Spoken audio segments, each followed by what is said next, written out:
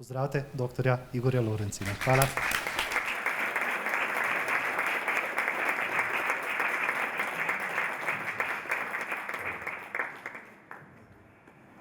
Zahvaljujem za ove lijepe riječi i djeci dobrodošlice i vaš aplauz. Vjerujem da ćemo se lijepo družiti ovih večeri. Hvaležen sem za vaš pozdrav z aplauzom in veselim se, da se bomo družili. A moja osnovna želja da ovih večeri nešto više saznamo iz Biblije, iz knjige Otkrivenja. Moja osebna želja je, da nekaj več zvemo iz Biblije, predvsem iz Razodetja. Apokalipsa je posljednja biblijska knjiga. Razodetje je namreč poslednja knjiga Svetega pisma. A riječ apokalipsa se često koristi u modernom rječniku, u modernom govoru. Beseda apokalipsa pa se pogosto uporablja v sodobnem jeziku in izražanju. Gdje sve susrećemo taj izraz apokalipsa?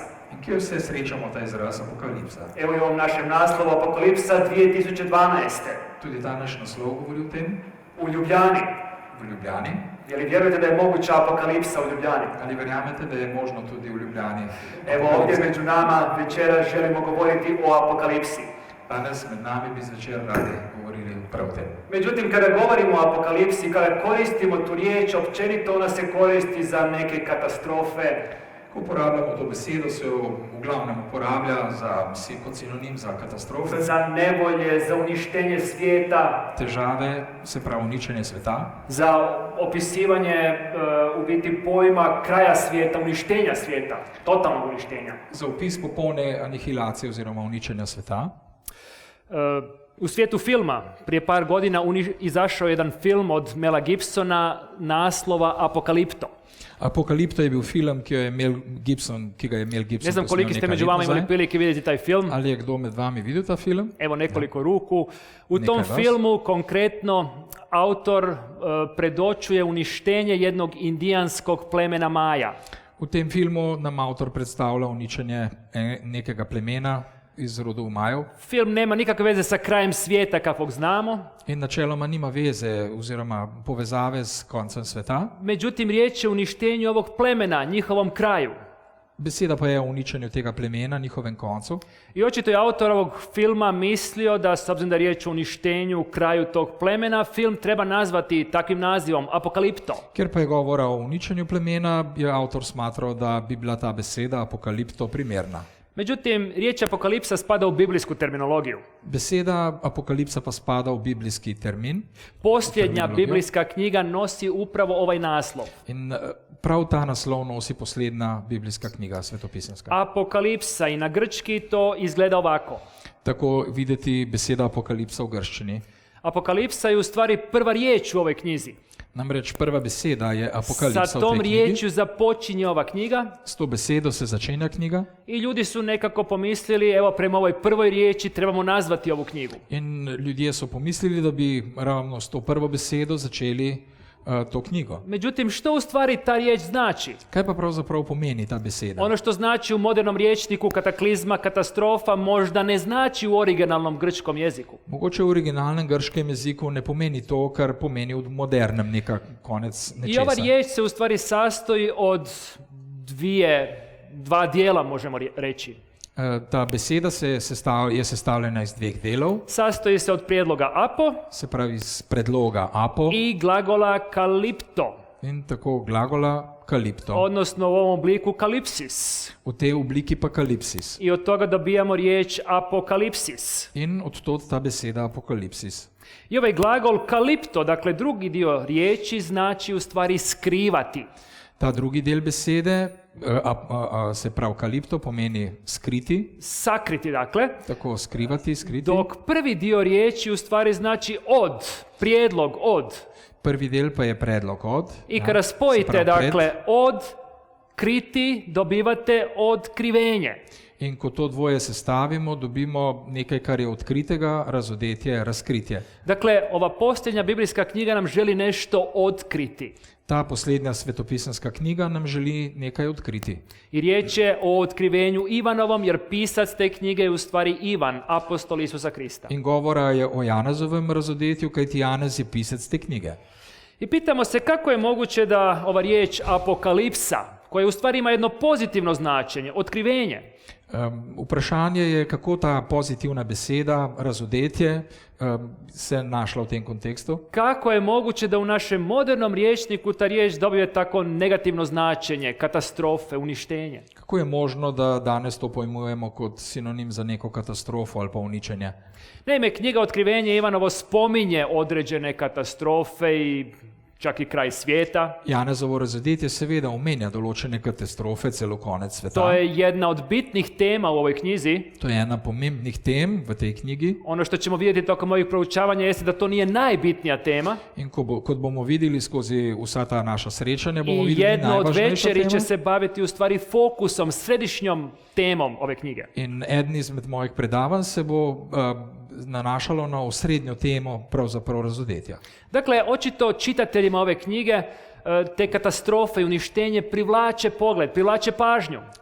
Bralce te knjige pritegnejo pozornosti prav ta uničenja in neki dogodki. I onda je nekako došlo do toga da se riječ apokalipsa povezala sa katastrofama, uništenjem, In tako krajem je nekako svijeta. prišlo do povezave med apokalipso in katastrofo. Iako sama riječ dakle ima jedno pozitivno značenje. Čeprav sama beseda na sebi ima pozitiven pomen. I činjenica je da je tokom povijesti bilo raznih tumačenja ove knjige.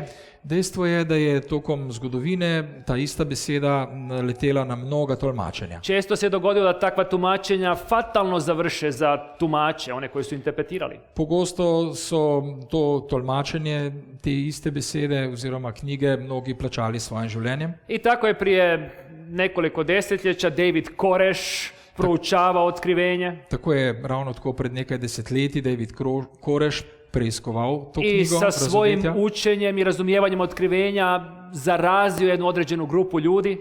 in svojim učenjem in proučevanjem te knjige nekako inficiral določeno skupino I ljudi poveo u smrt gotovo 100 ljudi zajedno sa sobom.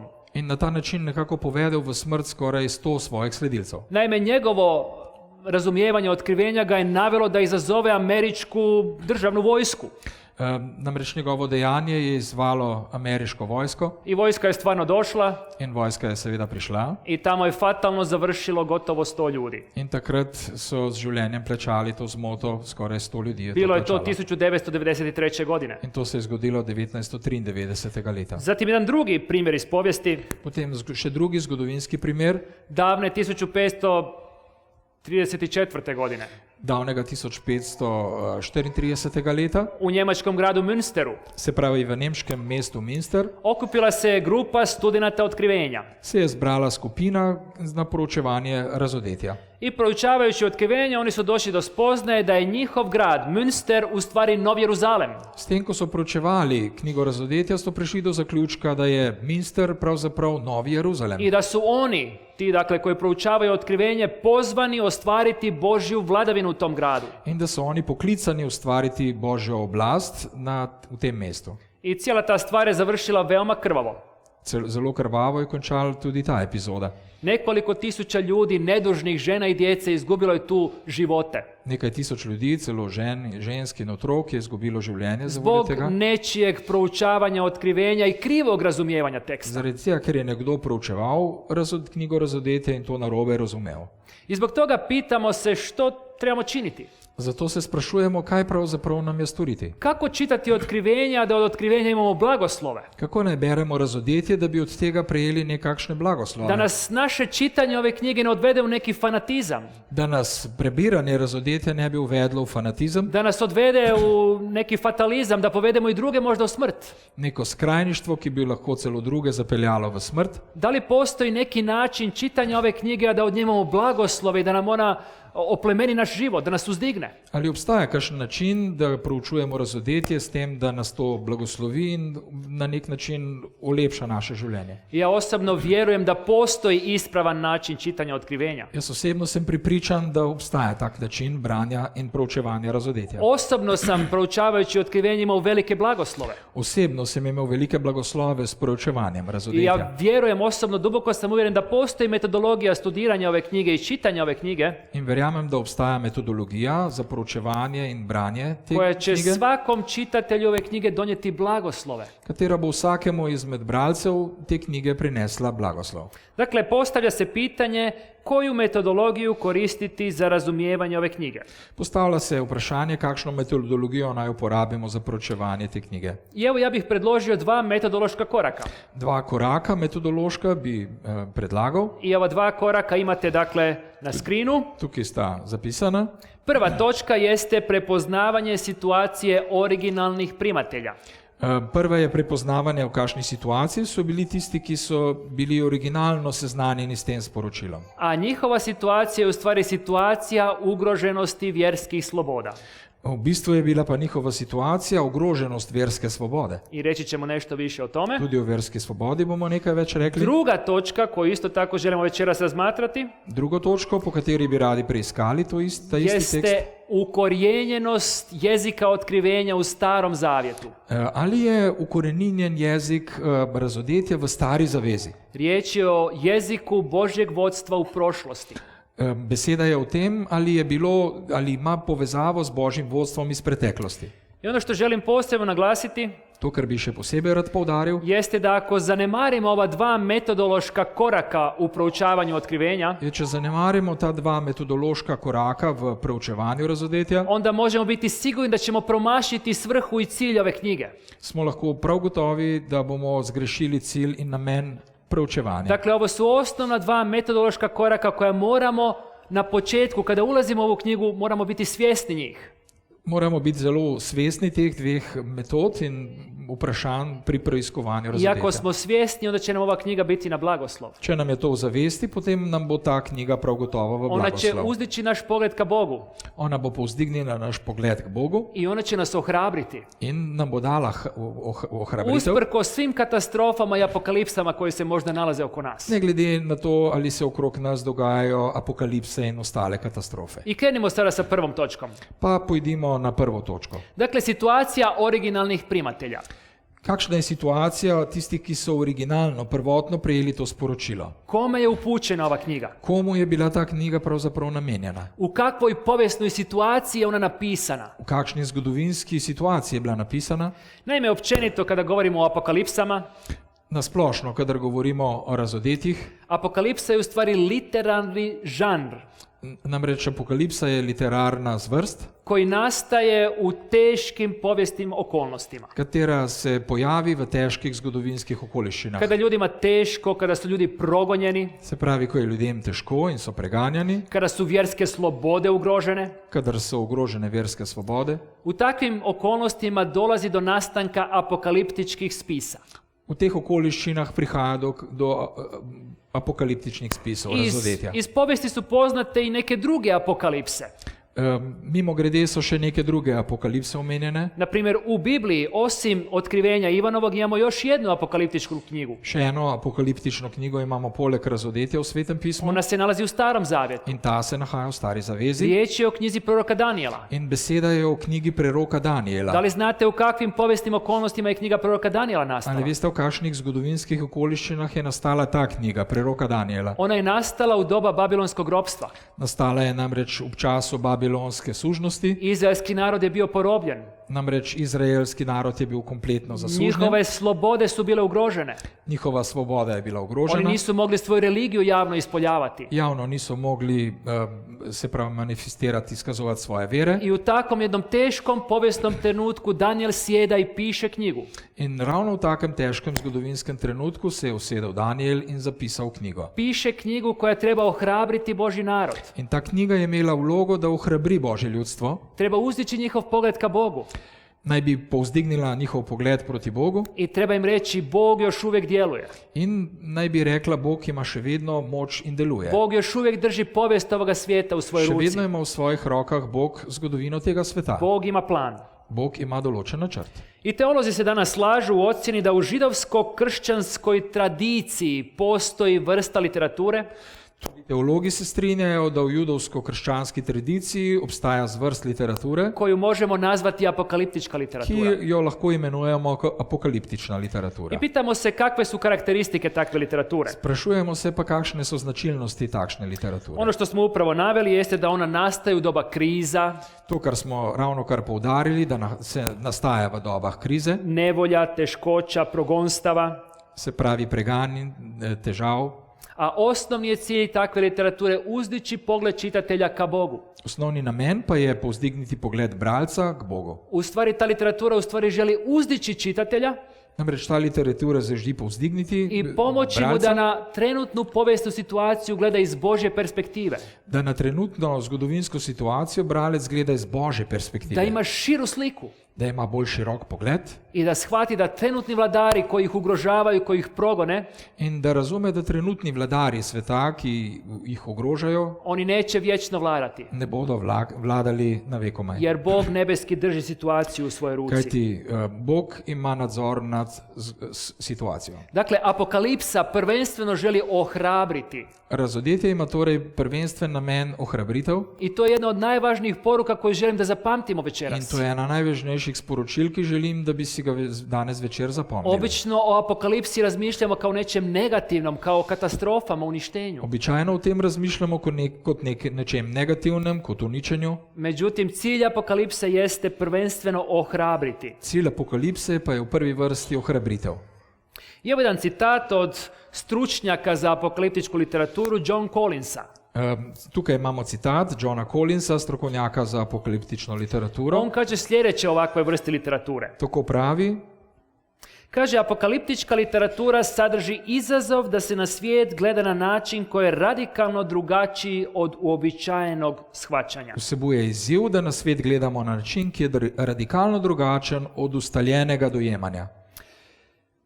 Ona sadrži uvjerenje da svijet kakav sada postoji nije kraj. Vsebuje prepričanje, da svet, kakršen obstaja zdaj, ne predstavlja končnega stanja. U apokaliptičkoj literaturi se cijeni sposobnost stvaranja svijeta simbola. V apokaliptični literaturi je cenjena sposobnost ustvarjanja sveta simbolov, u kojem je cjelovitost vrijednosti očuvana. v katerem je ohranjena celovitost vrednot, Iako suočena sa socijalnom i političkom bespomoćnošću pa čeprav je soočena s socialno in politično nebogljenostjo i mogućom prijetnjom smrću. in z mogočo grožnjo smrtjo. Dakle, iz ovog citata jasno proizilazi da otkrivenje treba biti ohrabrenje.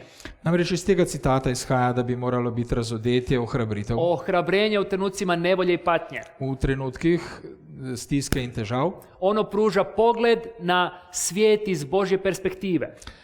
Ta nam daje pogled iz Božje perspektive I otkrivenje, dakle apokalipsa, uvijek govori simboličkim jezikom. in razodetje, torej apokalipsa, vedno govori v simbolnem jeziku. Kada autor u apokalipsi koristi simbole, on koristi simbole koji su poznati primaocima. Ko avtor koristi določene simbole, so ti taki, da so zelo prezentni oziroma jasni tistim, ki so sporočilo sprejeli. I takav simbolički jezik ima cilj ohrabriti, In uzdići. ravno ta simbolni jezik ima za cilj ohrabriti ljudi. I ovdje se spominje u ovom citatu cjelovitost vrijednosti. In tukaj v tem citatu se govori o celovitosti vrednot. Riječ je o onome što naše društvo smatra časnim i vrijednim.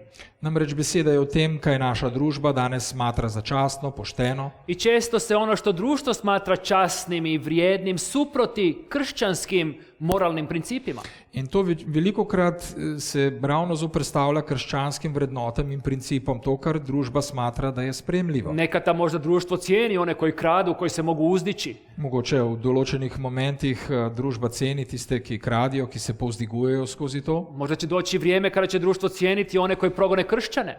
Mogoče pride tudi do časa, ko bodo v časti tisti, ki preganjajo Međutim, kristjane. apokalipsa nudi jedan drugi pogled. Razodetje pa nudi drugačen pogled. Ona nam kaže što Bog cijeni. Ta pa pravi, kaj ceni Bog. Što je vrijedno u Božjim očima. Kaj je v Božjih očeh tisto, kar je vredno. I ona nam želi pomoći da izgradimo moralne principe In želi nam pomagati, da si izgradimo moralne principe, koji imaju vrijednost za vječnost. kateri imajo vrednost za večnost. I u trenutku pisanja ove svoje knjige Ivan se nalazi u zatočeništvu. V trenutku pisanja te knjige se Janez nahaja v ujetništvu. Dakle, on osobno se nalazi u situaciji progonstva. On osebno se nahaja v statusu preganjanja I osebe. njegove crkve kojima piše su isto progonjene. Tudi cerkve, katerim je namenjeno to pisanje, so preganjane. Riječ je o ranim kršćanima koji su progonjeni od strane rimskih imperatora. In govora je o zgodnjih kristjanih, ki so preganjani strani cesarjev. I stoga onda Ivan iz svoje situacije zatočeništva piše ovu knjigu Zato iz svojega ujetništva Janez piše to knjigo. kako bi ohrabrio crkve. In sicer z namenom ohrabriti cerkve. I čitamo direktno iz Ivanovog otkrivenja kome on upućuje ovu knjigu. Beremo iz Janezovega razodetja, prvo poglavje, 4. in 11. vrstica. Janez sedmim cerkvam, ki so v Aziji, milost vam in mir od njega, ki je bil in ki pride, in od 7 duhov, ki stojijo pred njegovim prestolom, ki je rekel, zapiši, kar vidiš v knjigo in pošli 7 cerkvam v Efes, v Smirno, v Pergamon, v Tiatiro, v Sarde, v Filadelfijo in Laodikejo. Ivan piše na područje 7 crkava.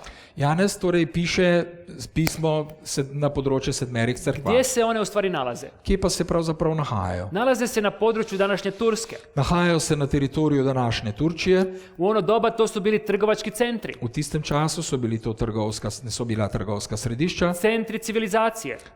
centralne točke civilizacije. Osobno sam imao prilike posjetiti te lokacije In osebno sem imel priložnost biti na vseh teh i na lokacijah. većini tih mjesta danas se nalaze samo ruševine. In na večini teh mest se nahajajo v glavnem ruševine.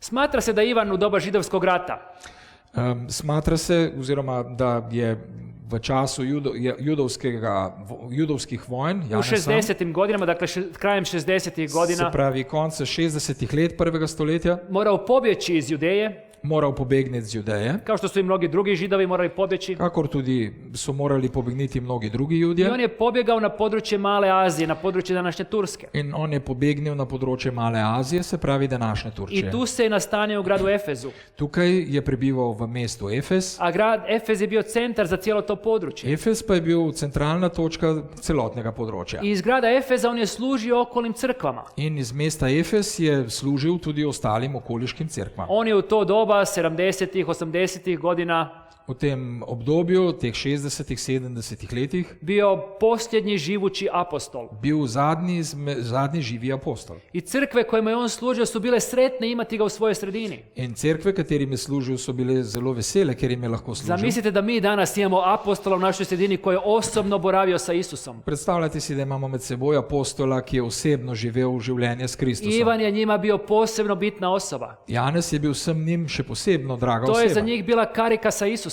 In to je bila tisti vezni člen z Jezusom. I oni su bili posebno sretni imati ga tu među tih 7 crkava, da im on služi, da on bude njihov svećenik. Njegova služba je bila še posebno veliko veselje v njihovih očeh, da jim je lahko služil. U trenutku pisanja Ivan se nalazi na Patmosu.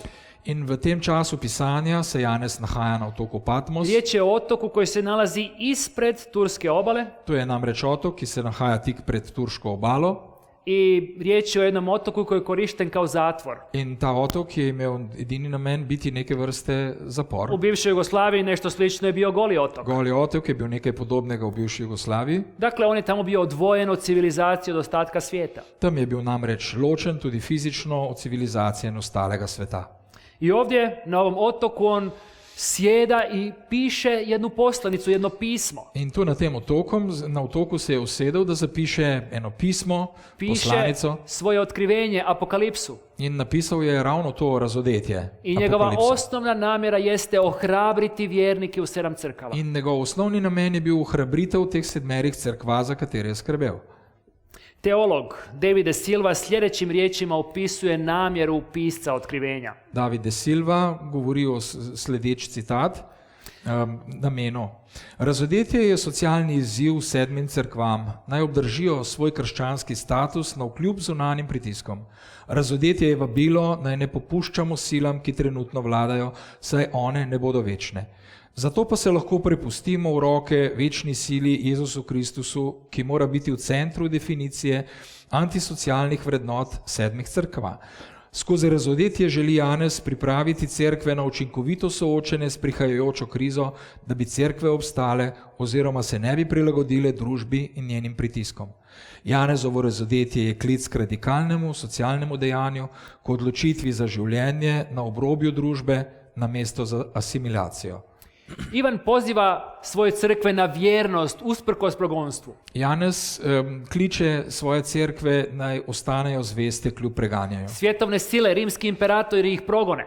Namreč sile tega sveta, rimski vladari, jih preganjajo. Međutim, on ih poziva da budu vjerni usprkos progonstvu. On pa jih vabi na zvestobo kljub preganjanju. I on govori o brojnim društvenim pritiscima In koji se govori nalaze oko njih. O številnih družbenih pritiskih, ki se nahajajo okrog I ovo je njih. samo jedna djelomična lista koja govori o raznim problemima sa kojima se susreću. In to je samo delni seznam vseh tistih stisk in težav, s katerimi so se soočali. Ovo prvo mjesto, drugo poglavlje, 9. redak govori o progonu kršćana. V Razodetju 2 govori o preganjanju O kristjanov, nevoljama, o grdnjama, o mukama, o stiskah, težavah, trpljenju, o zatvorima čak. o zaporih celo. Zatim 3.10 govori o času kušnje. 3.10 govori o času preizkušnje, Zatim 6.8 o pomorima, ubojstvima. 6.8 govori o pomorih in ubijanju, Onda ispod skroz 11.18 govori o srdžbi naroda. potem o besu narodov govori tam o 18. Dakle, razni društveni pritisci, razni progoni Razne družbeni pritiski, razna preganjanja. i usred svega toga Ivan želi poručiti svojim vjernicima In sredi vsega tega želi Janez sporočiti svojim vernikom, da kršćanin ne živi za ovo zemaljsku stvarnost. da kristijani naj ne bi živeli za to zemeljsko Kršćanin stvarnost, živi za vječnu stvarnost. temveč živijo za večno stvarnost. I stoga kršćani ne trebaju popustiti silama koje su trenutno tu oko njih, Zato kristijani naj ne bi popuščali tem silam, ki so trenutno nahajajo nego okrog trebaju njih, svoj pogled uzeti ka Bogu, temveč naj bi svoj pogled obrnili k Bogu, koji u stvari drži povijest ovoga svijeta u svojoj ruci. ki pravzaprav v svoji roki drži zgodovino tega sveta. Druga točka. Druga točka, Ukorijenjenost u Starom se zavjetu. pravi ukorenjenost v stari zavezi. Naime, jezik Starog zavjeta jeste jezik nade. Namreč jezik stare zaveze je jezik upanja. Riječ je o jeziku velikih Božjih djela u prošlosti. Govora je namreč o velikih božjih delih v preteklosti. Naime, kojim jezikom u stvari Ivan piše u Otkrivenju? Namreč vprašanje je, s kakšnim jezikom Janez operira, ko piše Razodetje. Kada biste vi danas željeli biti poznati sa vašom knjigom po cijelom svijetu, koji biste jezik birali? Če bi danes želeli biti poznani širom po svetu, v katerem jeziku bi napisali svojo knjigo? Vjerojatno biste birali engleski, jel tako? Verjetno v angleščini, Jer to je jezik sporazumijevanja cijelog danas poznatog svijeta. kajti to je v glavnem jezik sporazumevanja celotnega današnjega Međutim, sveta. u prvom stoljeću u Rimskoj imperiji jezik sporazumijevanja je bio Kateri je bil pa jezik v prvem stoletju Rimskega imperija, oziroma našega štetja? latinski. Kateri? Latinščina? Rimljani su govorili latinski, istina. Rimljani so res govorili latinsko, Međutim, 300 godina ranije, prije vendar njih, 300 let pred njimi vladao je Aleksandar Veliki, je pa vladal Aleksandar Veliki, koji je grčku kulturu i grčki jezik izvezao u cijeli tada poznati svijet. ki je izvozil grško kulturo v vsem tedaj poznan svet. Rimski plemići su u Rimu unajmljivali grčke robove da poučavaju njihovu djecu grčkim jezikom. Tako da so celo rimski plemiči najemali grške učitelje za Da svoje ih otroke, poučavaju u da ih grčkoj učijo v Rimom filozofiji. samem, da jih poučijo v grški filozofiji. Dakle, sve što je tada imalo veze sa grčkim jezikom, arhitekturom, kulturom, filozofijom, bilo je popularno. Namreč vse, kar je bilo povezano z grško filozofijo, kulturo, arhitekturo, je bilo popularno. To je kao danas, sve što vam dolazi iz Amerike, ljudi vole, gutaju. Ljudje enostavno govtajo tudi danes vse, kar prihaja iz Amerike. Filmovi iz Hollywooda su popularni. Filmi iz Hollywooda, recimo, kot primer. To god oni tamo preko naprave, nama je zanimljivo. iPhone-i, iPad-i, PC, Karkoli tehnologija. naredijo tam v tisti kompaniji Apple, je vse nekako popularno tudi pri nas. Tako je nekada bilo sa grčkom kulturom i grčkim jezikom. In ravno tako je bilo v tistem času z grško kulturo in z grškimi proizvodi. Ako ste željeli da se vaše djelo mišljenja. čita u ono vrijeme, Če ste želeli, da se tisto, kar ste napisali, bere v tistem času, onda ste morali pisati grčkim jezikom. potem ste morali biti pismeni v grškem jeziku. I Ivan, iako dolazi iz Palestine, on je ribar iz Palestine, Janez, pa čeprav je ribič iz Palestine ne govori savršeno grčki. in ne govori perfektno grško, Međutim, on piše grčkim jezikom jer želi da ljudi razumiju ono što on ima za poručiti. piše pa v grškem jeziku, zato ker želi, da ljudje sprejmejo sporočilo, ki ga ima za njih. Međutim, dok piše grčkim jezikom, on razmišlja hebrejskim načinom razmišljanja. Medtem pa, ko piše v grščini, razmišlja s hebrejsko miselnostjo in mentaliteto. Ivan je Židov Namreč Janez je Jud i on je utemeljen u Starom zavjetu, u jeziku Starog in zavjeta. njegov temelj je v stari zavezi. I kada nam on u Otkrivenju, Apokalipsi želi reči kako će Bog djelovati u budućnosti, In ko nam v Razodetju želi pojasniti, kako želi Bog delovati v prihodnosti, onda on koristi jezik prošlosti. uporablja jezik preteklosti, jezik starog zavjeta, jezik stare zaveze, hebrejski način razmišljanja. hebrejski, judovski način Jer u starom razmišljanja. zavjetu Bog je silno djelovao Ker v stari zavezi je Bog mogočno deloval i Bog je bio vjeran u starom in zavjetu, bil je zvest v stari vjeran zavezi, svojim obećanjima. zvest predvsem svojim I taj obljubam. Bog koji je bio vjeran svome narodu u starom zavjetu, In ta Bog, ki je bil zvest svojemu narodu biti će v vjeran i stari u Novom zavezi, zavjetu. bo zvest tudi v Biti će novi vjeran i zavezi. kršćanima koji su progonjeni. Tudi kristjanom, ki so preganjani. I opisivajući Božja djelovanja u budućnosti sa jezikom starog zavjeta, In upisujoč jezik nove zaveze, se pravi to sporočilo tistega časa z jezikom stare zaveze, Ivan u stvari želio ohrabriti svoje je slušalce. želel svoje poslušalce Janez ohrabriti. Na primjer, Naprimer, Ivan koristi brojne simbole u otkrivenju.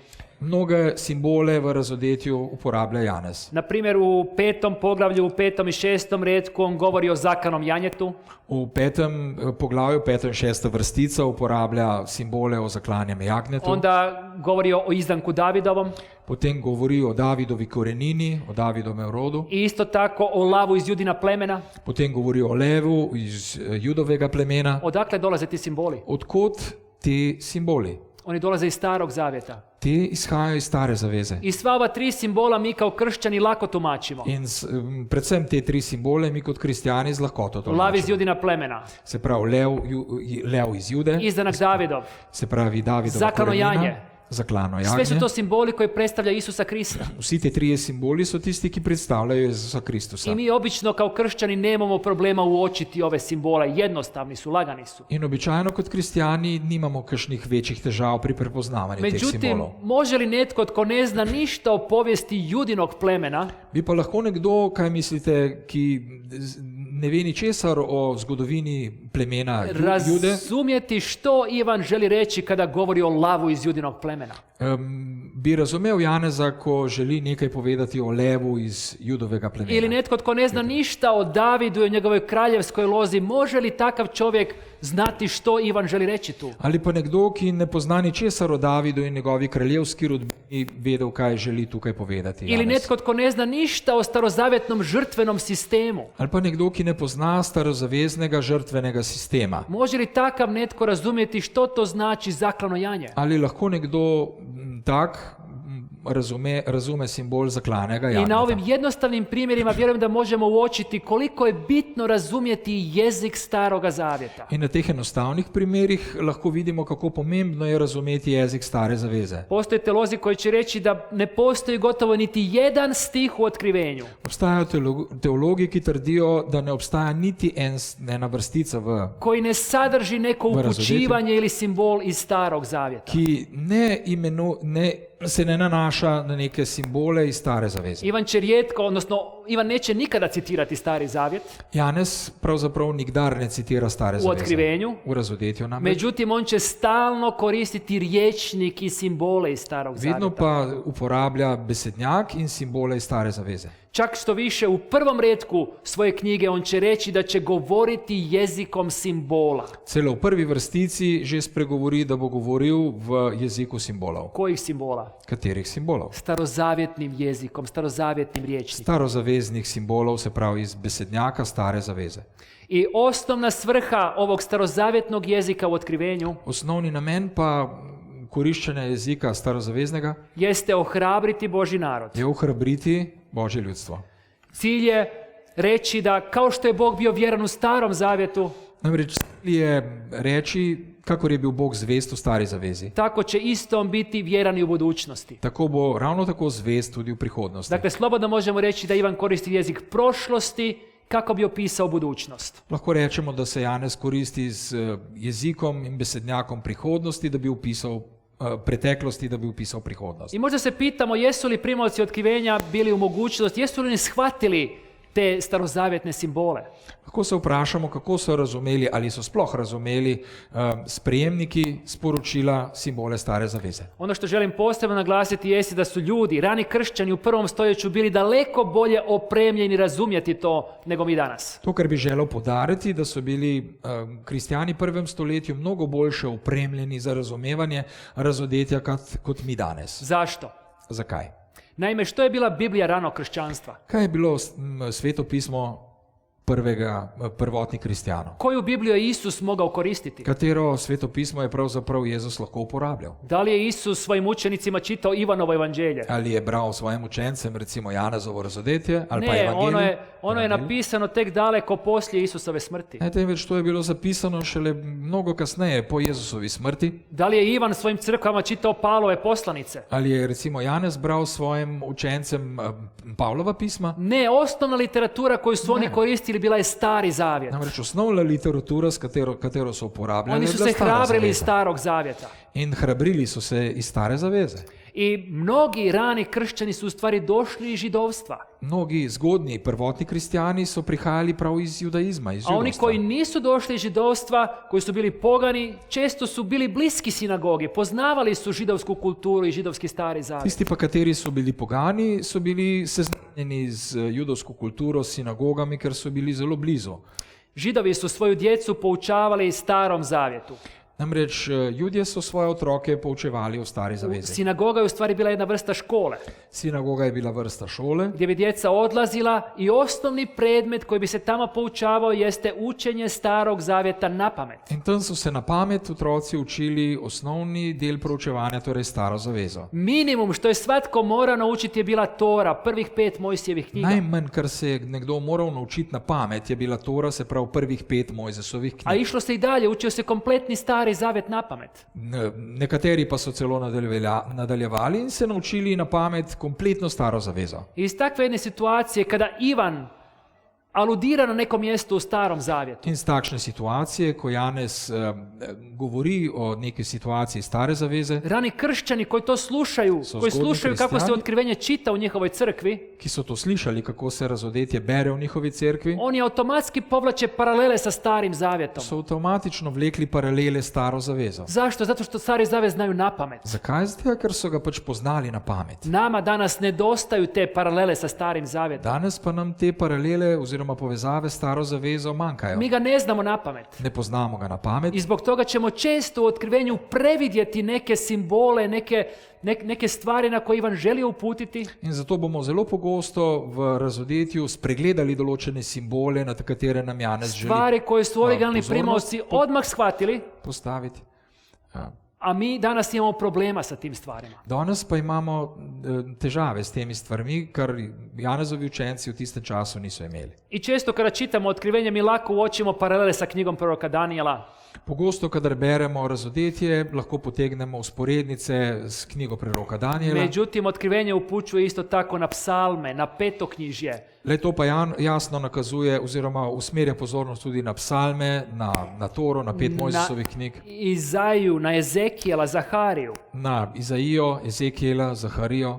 I bez jasnog uočavanja ovakvih paralela, In brez da bi jasno spregledali te usporednice, mi ćemo imati teškoća sa razumijevanjem otkrivenja. bomo imeli težave z razumevanjem I razodetja. često se događa da ljudi uzmu neki simbol iz otkrivenja In mnogokrat ljudje vzamejo neke simbole iz i onda razodetja, ga primijena neki trenutni događaj. potem pa to enostavno prestavijo oziroma pravijo, da je to iz neko stvarjo iz vsakdanjega življenja. Na primerjajo. predsjednika Amerike, na iračke teroriste, Se pravi na predsednika Amerike, na iraške teroriste, na rat recimo, u zaljevu i na slične stvari. na zalivsko vojno in na podobne stvari. Međutim, otkrivenje govori jezikom Starog zavjeta. Medtem pa razodetje govori z jezikom Stare I u zaveze. Starom zavjetu moramo tražiti ključ za razumijevanje otkrivenja. In ravno tu v Stari zavezi moramo poiskati ključ za razumevanje razodetja. Da bi Ivan oslikao budućnost, Da bi Janez naslikal prihodnost, on koristi jezik prošlosti. uporablja jezik preteklosti. Jezik sa kojim je on odrastao. Jezik, s katerim je odraščal, Jezik u koji je on duboko uronjen. jezik, v katerega je globoko potopljen, I jezik za koji je on uvjeren da je opisao vjerno Božja djela. in jezik, za katerega je prepričan, da zvesto opisuje Božja dela. Bog je bio vjeran u prošlosti. Bog je bil zvest v I preteklosti. kao što je bio vjeran u prošlosti, In kakršen je bil v preteklosti, taj jezik velikih Božjih djela u prošlosti ta jezik velikih mogočnih Božjih del v je dovoljno preteklosti dobar da opiše Božja djela u budućnosti. je prav tako dovolj dober jezik, da opiše tudi prihodnost. Dakle, za razumijevanje otkrivenja potrebe su nam dvije stvari. Za razumevanje razodetja potrebujemo dve stvari. Potrebno nam je prepoznati situaciju originalnih primatelja. Se pravi, prepoznati situacijo, v kateri so se nahajali originalni sprejemniki. Riječ je o situaciji ugroženosti religioznih sloboda. Torej, beseda je o situaciji, v kateri je bila verska svoboda I ogrožena. na drugom mjestu In na drugem mestu bitno je uočiti vezu sa Starim Zavjetom. je važno spoznati povezavo s staro zavezo. Jezik velikih Božjih djela u prošlosti. Namreč jezik velikih božjih del v preteklosti. Sada želimo uzeti jedan primjer iz Otkrivenja. Zdaj bi radi uporabili en primer iz razodetja. I želimo na ovom primjeru pokazati kako Ivan koristi jezik prošlosti, odnosno jezik Starog Zavjeta da bi nam opisao neke stvari. In na tem primeru bi radi pokazali, kako je Janez koristil jezik stare zaveze, da bi opisal stvari Kao primjer uzet ćemo v broj prihodnosti. 666. Kot ta primer bi bilo število 666. I želimo pročitati redak u Otkrivenju u kojem Ivan koristi ovaj broj. In želimo prebrati to vrstico, ki se nahaja v razodetju, kako Janez uporablja to število. Otkrivenje 13:18. To je v 18. vrstici 13. Tu je modrost, kdor ima naj izračuna število zveri, je namreč število človeka, to število je pa 666. Kako protumačiti značenje ovog broja? Kako naj tolmačimo pomen tega števila? Ima li Stari Zavjet nešto za reći o ovom broju? Ali ima v tem številu kaj povedati stara zaveza? U toku proteklih 2000 godina kršćanstva bilo je raznih interpretacija ovog broja. V preteklih 2000 letih je bilo zelo veliko interpretacij tega števila. I ono što je interesantno jeste da svaka generacija je imala neku svoju interpretaciju. In zanimivo je, da skoraj vsaka generacija ima neko svojo razlago tega števila.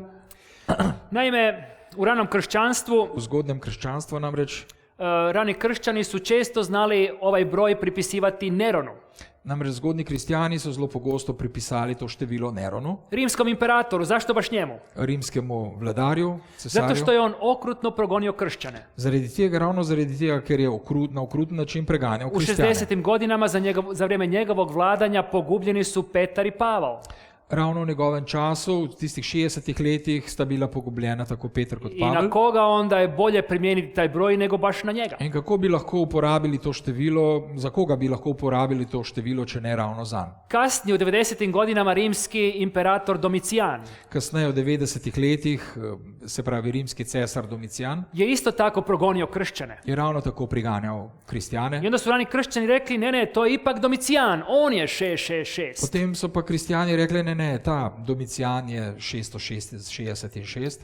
U doba reformacije Luther, Calvin i ostali reformatori V času reformacije Luther, Calvin in ostali reformatori su u tadašnjoj većinskoj crkvi vidjeli ovaj broj. so v tedanji večinski cerkvi videli to število. Naime, većinska crkva ih je proganjala, Namreč večinska cerkev jih je preganjala. oni su osuđivali crkvu da je otišla od Biblije, otišla od pravog učenja. Oni so pa ravno to cerkev obsojali, da je odšla od izvornega učenja Biblije. Jednostavno reformatori su rekli, evo vidite, to vam je In to, reformatorji so 666. rekli, pogledajte, vi ste to 666.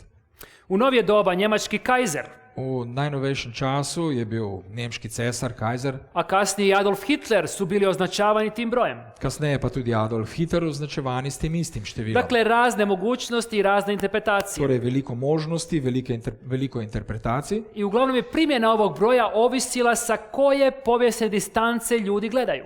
V glavnem pa je uporaba tega števila je bila posledica, iz kakšne distance so ljudje gledali na to število. Uglavnom su ljudi pokušavali tu u svojoj okolini uperiti prstom u nekoga, u neku instituciju Tu v svoji okolici so ljudje poskušali pokazati s prstom na neko osebo, inštitucijo i reći, evo, to je ispunjenje. in poglejte, to je izpolnitev. Neki danas vide u predsjedniku Amerike ispunjenje toga broja. Nekateri vidijo izpolnitev tega števila v predsedniku Amerike. Neki vide u sirijskim teroristima. Izvini. Sirijski teroristi v ili sirskih Al-Qaida. teroristih ali pa Al-Kaidi. Dakle, razne mogućnosti i pitamo se tko je u pravu. Torej razne možnosti in sprašujemo se, kdo ima prav. Postoji li neko objektivno mjerilo koje nam može reći što taj broj u stvari znači? Ali obstaja neko objektivno merilo, po katerem bi lahko presodili, kaj to število pravzaprav pomeni?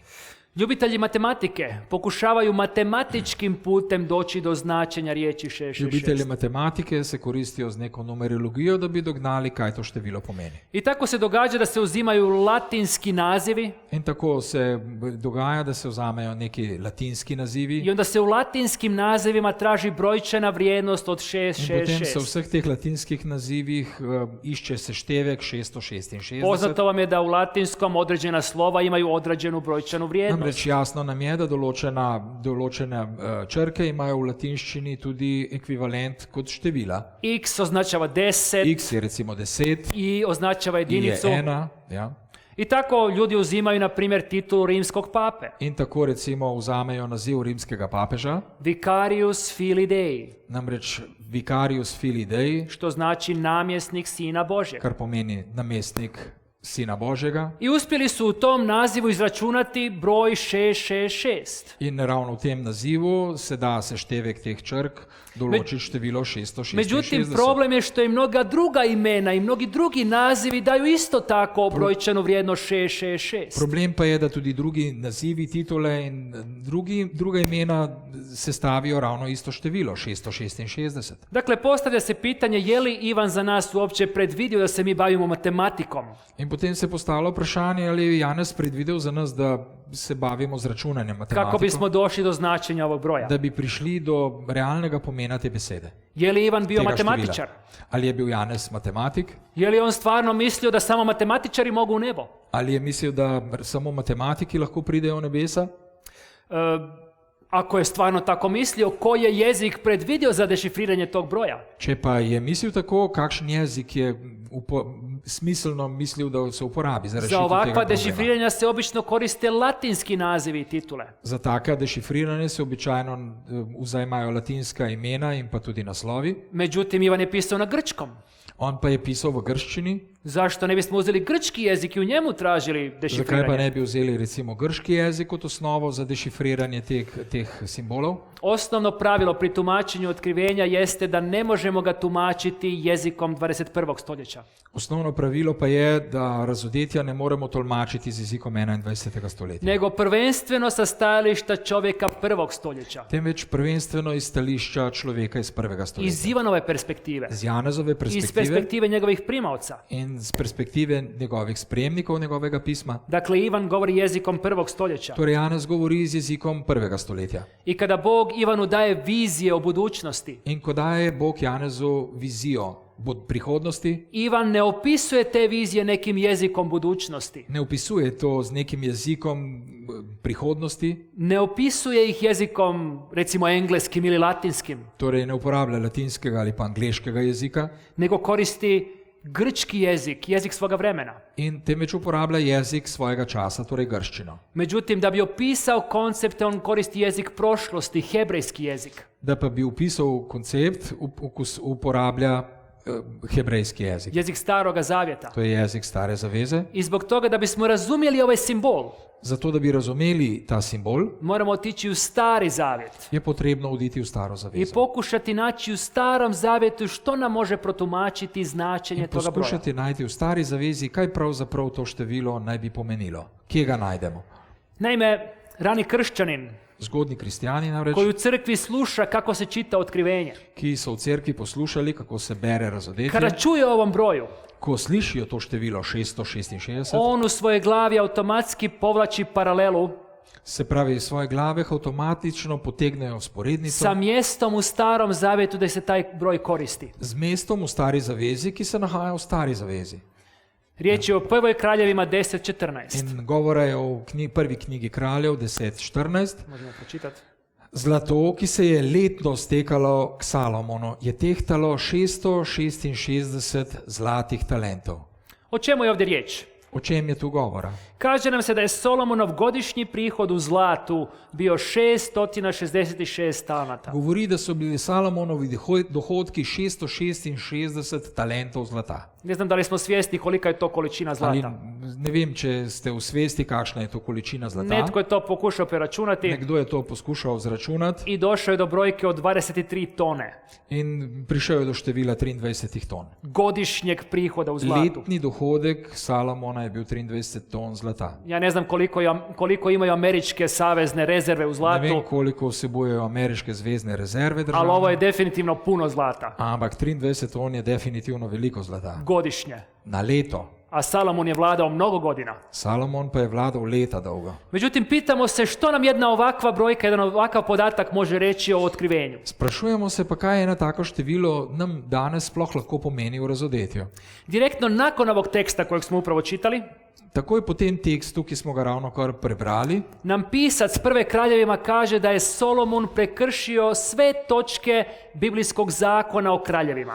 nam Sveto pismo poroča, da je Salomon prekršil kompletno zakonodajo, ki govori o dolžnostih in obligacijah, ki veljajo za kralje. Naime, u 5. Mojsijevoj imamo listu dužnosti koje kralj mora ispuniti. V 5. Mojzesovi imamo namreč kompleten spisek dolžnosti, ki jih mora kralj izpolnjevati. Stvari koje ne smije prekršiti ako želi biti kralj po Božjoj volji. Namreč stvari, ki jih nikakor ne sme prekršiti, če želi ostati kralj po Božji volji. I kada čitamo tu listu, In ko beremo ta spisek, zaključujemo da je Solomon prekršio sve točke tog zakona o lahko kraljevima. enostavno ugotovimo, da je čist sleherno točko tega spiska Salomon prekršil. A pročitajmo zašto je uopće dan ovakav jedan zakon za kraljeve. Preberimo pa si, zakaj nam je pravzaprav dan tak zakon za kralje. 5. Mojsijeva 17:20. Beremo 5. Mojzesovo 17:20. Da se njegovo srce ne povzdigne nad brate in se ne odvrne od zapovedi ne na desno, ne na levo,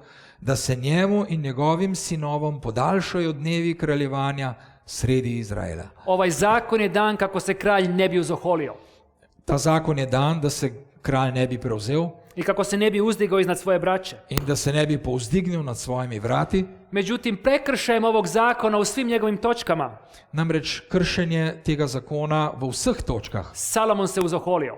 je Salomon postal preuzvišen. A što je sve prekršio? Kaj pa je vse kršil? Na prvom mjestu ovaj zakon kaže da kralj ne smije gomilati zlata u svojim palačama. Na prvem mestu se nahaja, da v svojih palačah kralj ne sme kupičiti zlata. Što smo vidjeli koliko je zlata nagomilao ovaj kralj. Koliko zlata pa si je nakupičil na leto? Zatim kaže da kralj ne smije gomilati kola i konjanika.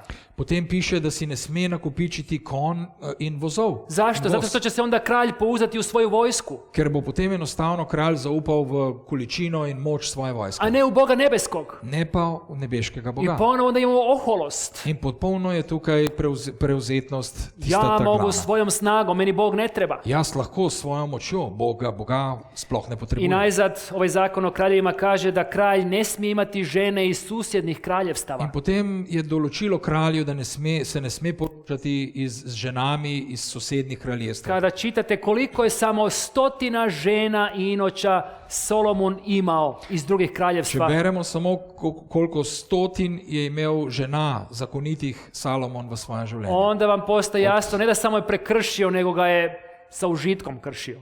In potem ne govorimo samo o kršenju zakona, vendar je z užitkom prekršil zakon. Ki je I bil možemo za kralja. slobodno reći da se Solomon ne uzoholio, nego je bio arogantan do krajnjih granica. In potem rečemo lahko ne samo, da je bil prevzeten, ampak da je bil aroganten do Božjega On je prkosio Bogu nebeskom do krajnjih granica. On je do skrajnih meja nasprotoval Bogu. On se uzoholio, Se pravi, se je prevzel, krenuo je svojim putem šel je po svoji poti i ne samo da je on otišao u krivom smjeru, in ne samo on, Nego šel po je- napačni poti, i narod odveo u krivi smjer. temveč je s seboj v iste smeri odpeljal tudi ljudstvo. I pitamo se sada nakon ovog opisa kakve veze ima ovaj broj 666 Zdaj pa se lahko ponovno vprašamo, kakšno vezo ima število 666 sa onime što Ivan piše u Otkrivenju. z vsem tistim, kar Janez piše v Razodetju. Naime, 666 talenata Solomonovog zlata Namreč 666 talentov Salomonovega zlata je maksimum onoga što čovjek može postići svojom rukom, je namreč maksimum, kar lahko človek s svojo močjo doseže. što može postići bez Boga, Kar lahko doseže brez Boga. mimo Boga, čak i protiv Boga. Mimo Boga, celo z nasprotovanjem To Bogu. postaje u Starom Zavjetu simbol ljudske oholosti, To postane simbol človeške prevzetnosti v ljudske Stari zavezi. samodovoljnosti. Se pravi, človeške samozadostnosti. Simbol onoga što čovjek čini svojom moći i svojom silom. Tisto, kar človek lahko doseže s svojo močjo in s svojim Bez zauzemanjem. Boga i protiv Boga. Brez Boga in celo proti Bogu. Ovaj broj je, kao što Otkrivenje 13 kaže, čovjekov broj, Kot pravi razodetje, je to število človeka. jer predstavlja ljudska dostignuća. Kaj ti predstavlja to, kar človek lahko doseže, človeške dosežke. I Solomon se pred kraj svog života osvijestio i shvatio da je pogriješio. Proti koncu svojega življenja se je Salomon ozavestil in se zavedal, da je zgrešil, I pred kraj svog života on piše knjigu propovjednika in na koncu svojega življenja piše knjigo pridigarja ali i on propovednika kaže u njoj da je sve taština. in govori o tem, da je vse nečimrnost. Sve je taština, svaki dar koji čovjek može donijeti Bogu je taština, ništavno. Vse, kakršenkoli dar človek prinese pred Boga, Čak i najveći mogući dar koji čovjek može donijeti Bogu, je nečimrnost, celo največji dar, ki ga človek lahko prinese k a bio Bogu. je to Jeruzalemski hram To pa je bilo Jeruzalemski kojeg je tempelj, Salomon osobno sazidao. ki ga je Salomon osebno sezidal, sam tempelj. Čak i to ne može čovjeku donijeti ništa, nikakvu slavu. Celo to ne more prinesti človeku nikakršne slave. Jedina stvar jeste ako čovjek padne na svoja koljena Edina stvar je, če človek pade na svoja i kolena kad prizna da je sve što posjeduje u stvari dar od Boga in prizna, da vse karkoli pravzaprav v njegovi posesti dar od i da Boga. jedina stvar koju može vratiti Bogu jeste zahvalnost. Edina stvar, ki jo lahko vrne Bogu, pravzaprav Kada se hvaležnost. čovjek odrekne svoje oholosti, Ko se človek odreče svoje nečimrnosti, to je ono što čovjek treba. to je tisto, kar bi človek moral storiti. I ovaj broj 666 In u to otkrivenju, število 666 v razodetju u otkrivenju u stvari predstavlja jednu oholu i arogantnu silu. govori o neki arogantni in vzvišeni sili, oziroma Silu koja prevzetni sili. vjeruje da može sve učiniti vlastitom snagom. Sili, ki se zanaša na to, da lahko naredi vse s svojo močjo, Koja vjeruje da je Bog ne treba. katera verjame, da ji Bog ni potreben, Koja se protivi Bogu. katera nasprotuje Bogu, Koja čak i huli na Boga. katera celo bogokletne stvari govori proti Bogu I progoni Božji narod. in preganja Božje ljudstvo. Kad su kršćani u 1. stoljeću Ko so kristijani v 1. stoletju čuli ovaj broj u otkrivenju, slišali to število razodetja, oni su automatski povukli paralelu sa ovom starozavjetnom slikom. so avtomatično potegnili se pravi sporednico s staro Slikom zavezo, oholosti i bezbožnosti. se pravi s to sliko prevzetnosti, Dakle, oholosti. oni nisu osjetili potrebu da sada uče latinski, Niso imeli nikakršne potrebe, da bi se učili latinskega da se bave jezika, matematikom.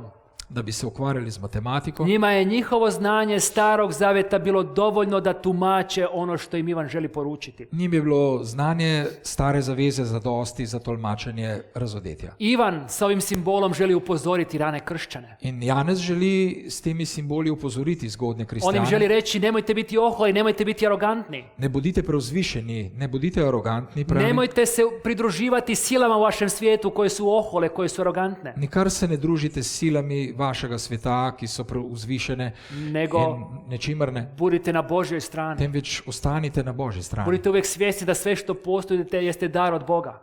Bodite vsi v zavesti, imejte to, da vse, karkoli prejemate, je dar Božji. I najzad što možemo zaključiti iz toga što je čovjek Božji Solomon povezan sa ovakvim jednim brojem? In kaj bi potem takem lahko sklepali ali pa sklenili, da je bil Salomon, ki je bil Božji človek, povezan s tem številom? Što možemo zaključiti iz toga što se njega povezuje sa arogancijom i sa ohološću? Kaj lahko zaključimo, če se celo njega povezuje s to aroganco in nečimrnostjo? To nam u stvari želi reći da nitko nije zaštićen. Govori nam lahko o tem, da nihče ni varen. Čak i vjerni Božji ljudi nisu zaštićeni. Celo zvesti, verni, Bogu zvesti ljudje niso zaščiteni. Salomon je bio vjeran, Salomon je namreč bil veren, međutim otpao je, krenuo je svojim putem. vendar je odpadel, šel je po svoji poti, Uzoholio se, bio je arogantan. prevzel se je, bil je poln I arogance. Ivan nam u stvari ovim simbolom želi reći nemojte biti i vi takve. In Janez nam želi povedati s svojim simbolom, ne Nemojte bodite tudi vi taki. i vi otići u krivom smjeru. Ne odidite tudi vi v napačni Za smeri. oholim i arogantnim silama u ovom svijetu. S preuzvišenim, prevzetnim silam tega sveta, Nego držite se Boga temveč se držite Boga. i budite njemu zahvalni za sve što posjedujete, što jeste. In bodite hvaležni njemu za vse, kar ste in kar imate. I ova poruka o 666 u otkrivenju In to sporočilo iz razodetja 666 jeste jedno veoma ozbiljno upozorenje. je eno zelo resno opozorilo.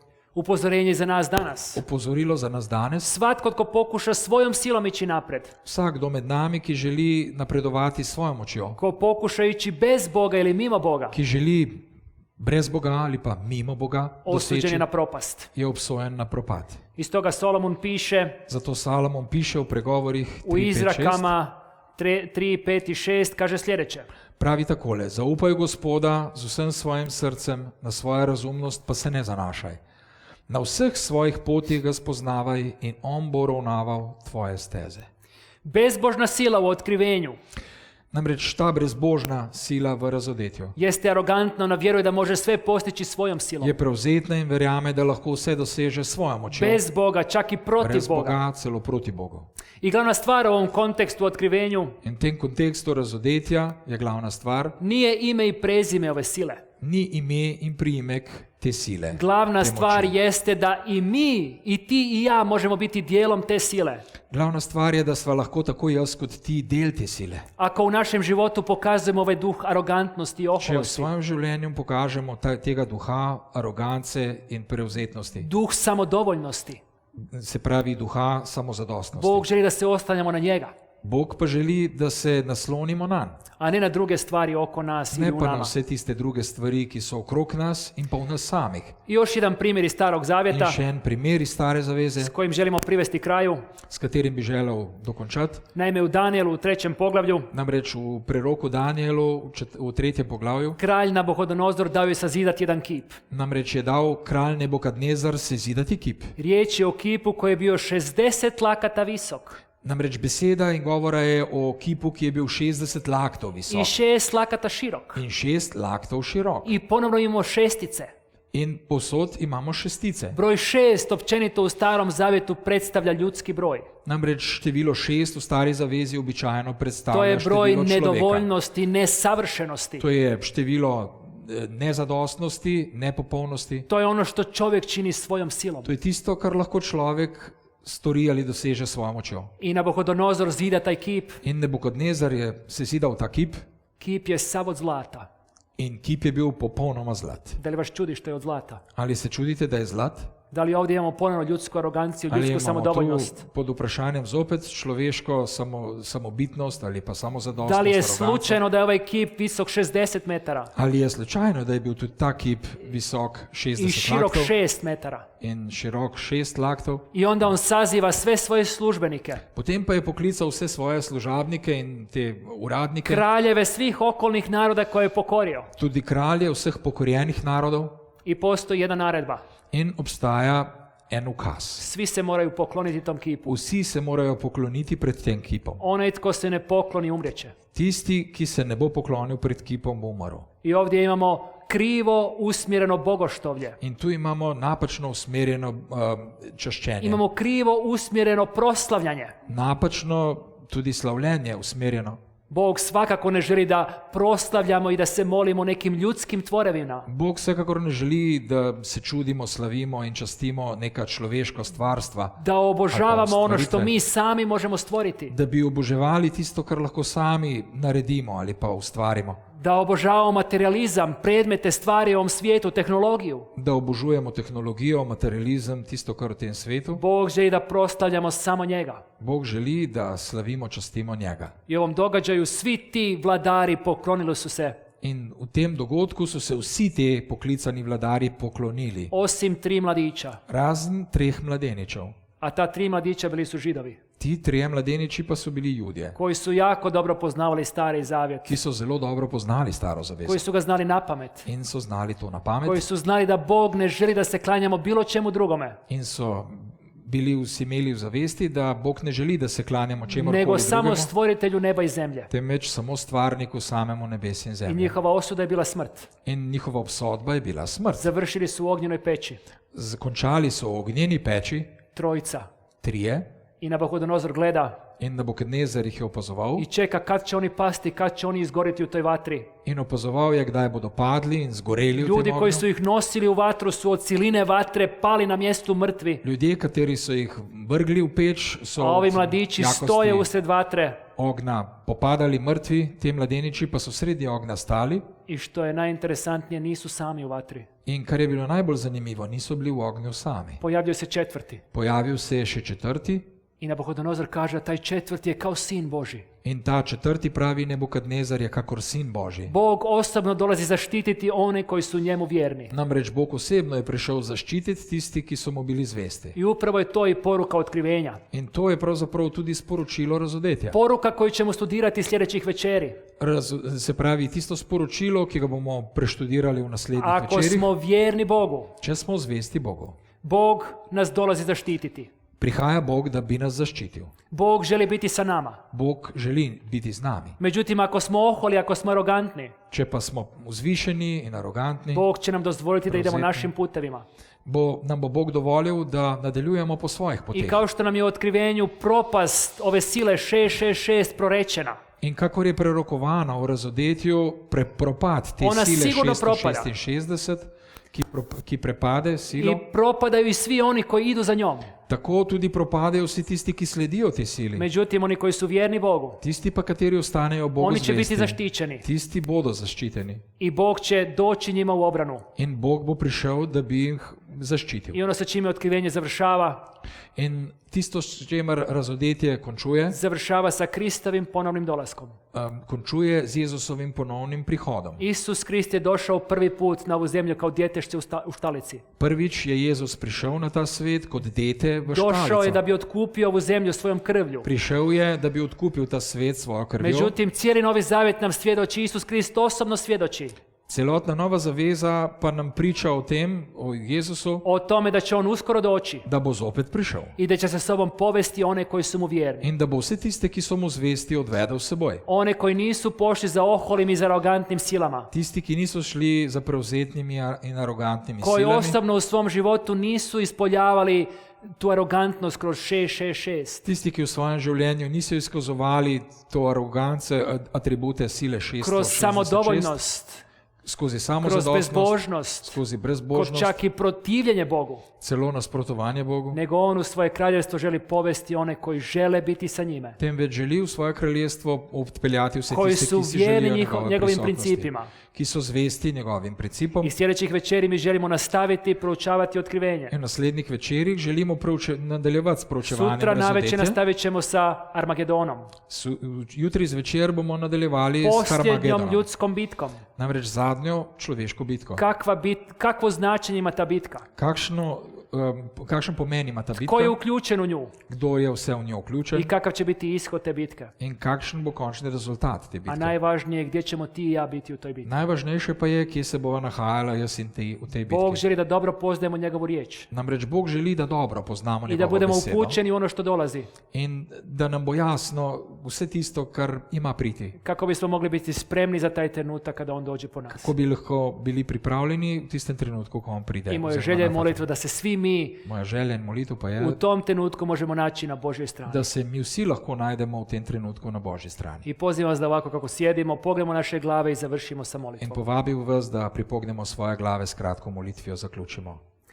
Dragi Oče naš nebeski, Dragi nebeški Oče, mi smo ti zahvalni što u našim rukama držimo Bibliju, mi smo ti hvaležni, ker lahko v svojih rokah držimo Sveto pismo, tvoju riječ, tvojo besedo, čija je osnovna želja da nas ohrabri, da nas uputi na tebe. katera osnovna želja je, da nas ohrabri, Na tebe koji držiš povijest ovoga svijeta u svojoj ruci. da tebe, ki držiš zgodovino v svoji roki, I hvala ti za knjigu Otkrivenje, in hvala ti za razodetje, koja nas želi uzdići ka tebi, ki nas želi povzdigniti k tebi, koja nas želi spremiti za finalne događaje ovoga svijeta. ki nas želi pripraviti na te končne dogodke sveta. Pomozi nam da možemo čitati ovu knjigu i da je možemo razumjeti. Pomagaj nam, da lahko beremo to knjigo in jo tudi razumemo, I da nam ona može pomoći da se spremimo za završne događaje ovoga svijeta. in da bi nam lahko pomagala, da se pripravimo za končne dogodke. Kako bismo u trenutku kada ti dođeš mogli biti na pravoj strani. Kako bi bili pripravljeni, ko prideš, biti na tvoji strani, na pravi Na strani. tvojoj strani i biti spremni za ulazak u Kraljevstvo Božje. Na tvoji strani in biti pripravljeni za vhod v Božje kraljestvo. Gospode, predamo se tebi u ruke i sve te vam molimo u ime Isusovo. Roke se izročamo in vse to te prosimo v Jezusovem imenu. Amen.